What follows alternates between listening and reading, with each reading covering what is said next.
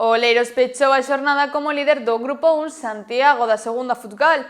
No outro lado da táboa están o Lampón e o Lesende, que non dan coa tecla para gañar. A segunda Futgal disputou a pasada fin de semana a terceira xornada da competición, que está sendo dispar para os equipos da Barbanza. Nesta ocasión víronse resultados de todas as cores, pero ainda hai un equipo da contorna que non puido puntuar, o Sporting Lampón, e o contrapunto do Atlético Oleiros, que se colocou líder da táboa. Os ribeirenses conseguiron uparse ao máis alto da clasificación despois de empatar no derbi contra o Porto do Son. Os pupilos de Anthony García saíron a por todas e no minuto 2 puxéronse por diante grazas á diana de Pablo Sampedro. Sen embargo, os onenses non tardaron en reaccionar e colocaron o empate no 4 tras o gol de Joel Sampedro. O 1-1 mantívose na primeira metade e tras o paso por vestiarios o Porto do Son adiantouse no minuto 50 co gol de Adrián Santos. A resposta do Oleiros chegou 2 minutos despois, co empate de Juan Rodríguez.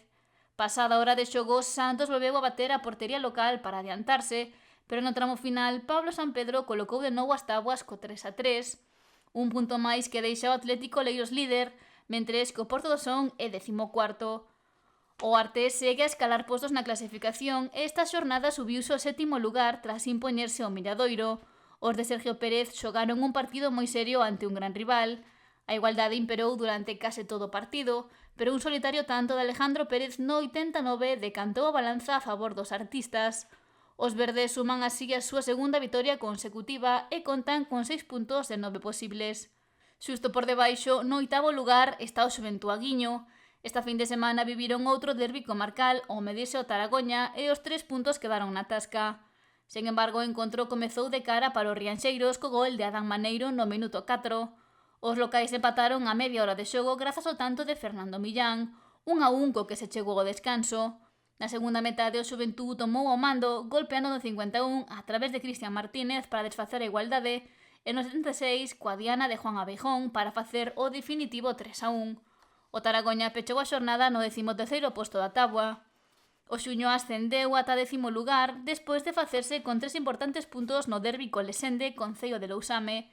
Os onenses deixaron encarrilado o encontro nos primeiros 45 minutos cos goles de Diego Montaos e de Eloi Chouza.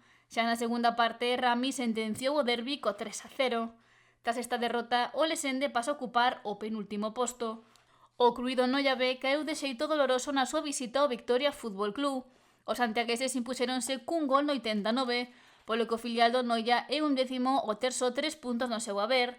O que aínda non puido estrear o seu casilleiro é o Sporting Lampón, que caeu por 2-4 co Agrón. Tras este resultado, os boirenses non abandonan o farollo vermello do Grupo 1 Santiago.